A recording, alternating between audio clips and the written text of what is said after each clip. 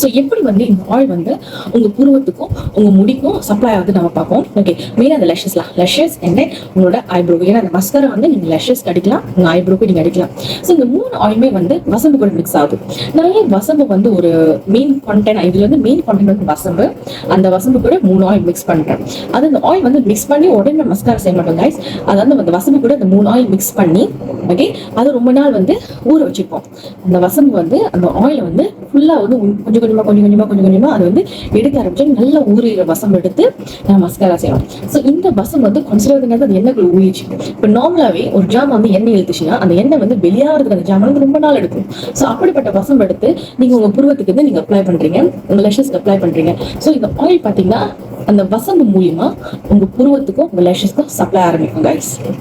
Okay, so நீங்க வந்து அந்த வசம் மஸ்காரா நீங்க அப்ளை பண்றப்ப அந்த வசம்ல இருக்கக்கூடிய ஆயில் பாத்தீங்கன்னா வந்து உங்க புருவத்துக்கும் உங்க லெஷஸ்க்கும் சப்ளை ஆரம்பிக்கும். ஸோ இது நம்ம டெய்லி ஒரு விஷயம், நம்ம வந்து டெய்லி இந்த விஷயத்த வந்து செஞ்சுக்கிட்டே இருந்தோமா இந்த புருவத்துக்கும் இந்த லெஷஸ்க்கும் அந்த ஆயில் போய் சேர ஆரம்பிக்கும்.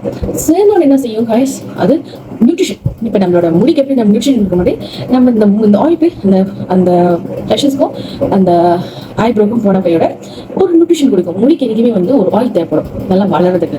ஸோ இப்போ நியூட்ரிஷன் நம்ம கொடுக்கும் போது அந்த லெஷஸும் அந்த புருவமும் நல்லா லெங்தா குரோ ஆரம்பிக்கும். ஸோ இதுதான் நம்ம வந்து வசம்பு மஸ்காரான்னு சொல்லுவோம். வசம்பு மஸ்காரா டைரக்டா வசம்பு மட்டும் செய்யறது இல்லை கைஸ்.